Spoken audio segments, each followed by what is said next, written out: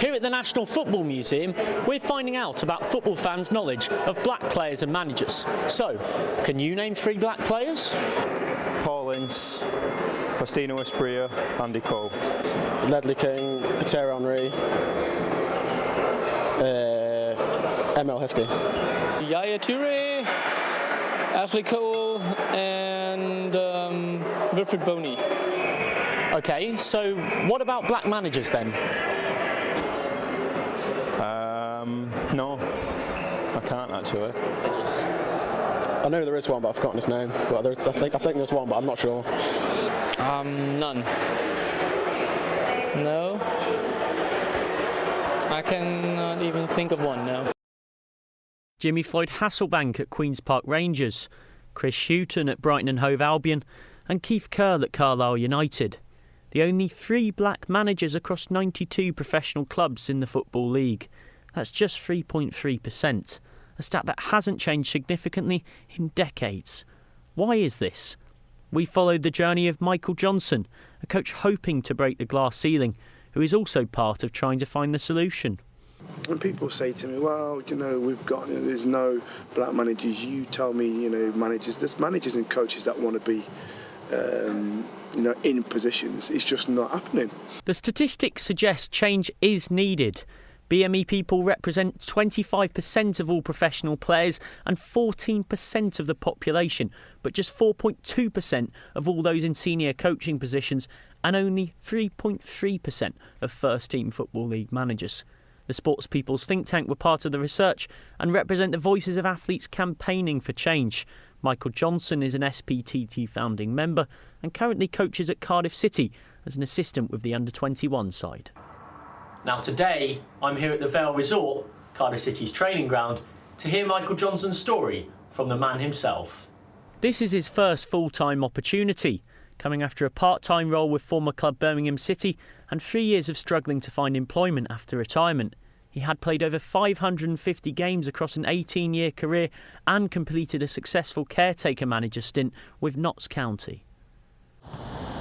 Going back to the start of your career in professional football, how did you find discrimination when playing? I wouldn't have said that player-on-player racism or discrimination was ever a problem. So I'd say as a player, it was very, fans towards the players rather than anything else. Johnson has completed every single football coach and management qualification possible, including his pro licence, governance, FA coach educator, all FA youth modules and his LMA diploma in football management, yet has applied for 40 jobs since his retirement and had just 3 interviews. What were the emotions going through your head? So you start to doubt yourself and you doubt the game that you've grown to love over the course of the time you've been involved with it, and you question yourself. The statistics show that there's clearly a problem with a lack of BME managers and coaches. What do you think are the reasons for that? It's a good question, because you do try and eliminate everything. And I thought about, okay, it's not qualifications wise, and then you start to think, okay, it might be experience, and then it comes down to it could be the colour of your skin. They don't know any better, so sometimes the chief execs, the chairmans will go with somebody they feel more comfortable with, somebody who looks like them, talks like them, and sometimes that's not always the best decision or road to go down. Do you think enough is being done at the minute to encourage more BME managers and coaches? No, absolutely not. There's still lots of work to be done. You look at the current game right now, I can count on one hand how many managers of colour are out there operating in the 4 levels of English football, which is really disappointing. How important do you think role models are in changing the debate? I think vitally important, because it's not enough. As a footballer, I remember Cyril Regis's, the Luther Blissets, the John Barnes, but I want to feel like that, and I'm sure many others do with managers and coaches. I'm now travelling to Manchester to meet established sports journalist Leon Mann, another SPtt founding member who's incredibly important to the BME cause. He's led the organisation to hold key governing bodies to account and can provide another view on Michael's journey and the wider issue when speaking to me at the National Football Museum. So, looking back to the start, just tell us a bit more about how the SPTT was formed. The Sports People's Think Tank was formed as a result of frustration.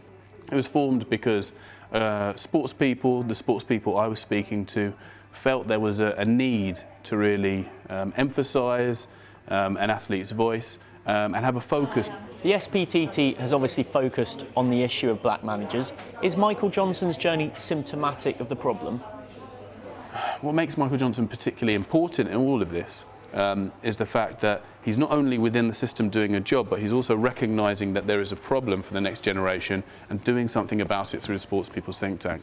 And I don't think that should be undervalued, because if we're going to say there's a problem, we can't just get into a job and then say that there isn't a problem because we have jobs. The Rooney Rule was introduced by the National Football League in America to encourage diversity, through interviewing at least one minority candidate for each post. The SPTT believes it can help create change in the UK. What we're not saying, what the Rooney Rule isn't, is giving a job to a black person because they're black.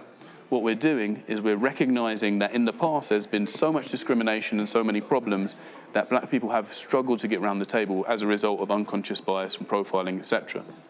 So we're addressing that problem with positive action. Michael Johnson put it down to unconscious bias and profiling, but stopped just short of calling it racism. Would you agree with that? Yeah, absolutely. I mean, I think all the evidence points towards a discrimination towards African and Caribbean people. That we have such a high proportion, have had such a high proportion of black players come through, that we should see much greater percentages working in coaching and management. So it's clear that with BME managers and coaches, there is an ugly side to the beautiful game. Football is surely missing out by wasting such talent. Given how much the sport has evolved since it first began, could this be the next major change?